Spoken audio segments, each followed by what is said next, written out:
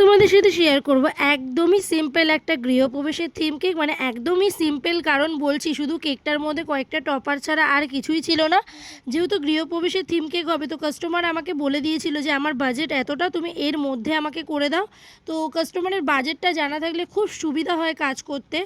শুরুতেই কিন্তু আমি কাস্টমারকে একটা ছবি দেখিয়ে দিয়েছিলাম যে আমি এরকম টাইপের করব, কিন্তু সেম আমি করিনি। কারণ সেম করা মানে আমার গ্যালারিতেও সেম একটা কেকের ছবি আবার অ্যাড হওয়া, আর সেম কেক করতে কারোরই ভালো লাগে না। তাই যতটা সিম্পল পেরেছি সিম্পলের মধ্যে সুন্দর করার চেষ্টা করেছি। এই কেকটা কিন্তু ছিল পুরোটাই পেপার টপার দিয়ে ডেকোরেট করা। অনেকেই হয়তো ফন্ডেন্টের কাজ নিতে পারে না বা বাজেটে হয় না, কারণ ফন্ডেন্ট দিয়ে যখনই তুমি নেবে কেকের তুলনায় কিন্তু 3 গুণ দাম বেশি বেড়ে যাবে, কারণ ফন্ডেন্ট ওয়ার্কের দাম সবসময় একটু বেশি হয়। এটা যারা ফন্ডেন্টের কাজ নাও তারা প্রত্যেকেই জানো। আর আমার তো এমন এমন কাস্টমার আছে যারা ফন্ডেন্ট খেতেও ভালোবাসে না, সেক্ষেত্রে তারা এই পেপার টপারগুলো দিয়ে কেকটা নেয়। আর পেপার টপার দিয়ে যে কেক খুব একটা বাজে দেখতে লাগে এমনটাও নয়।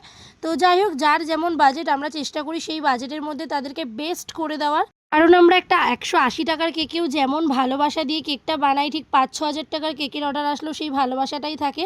অনেকেই ছোট কেক অর্ডার দিলে বলে দিদি একটু ভালো করে বানিও না। তোমাদেরকে এটা আর বলতে হবে না। দেখো, ছোট কেক বলো আর বড় কেক আমাদের কাছে সমান থাকে। কেক মানেই সেটা ভালোবাসা দিয়েই বানাতে হবে, যেটা অন্তত আমি মনে করি। তো আজকের কেকের ফাইনাল লুক ছিল এটা। তোমরা জানিও এই থিমটা কেমন লাগলো তোমাদের।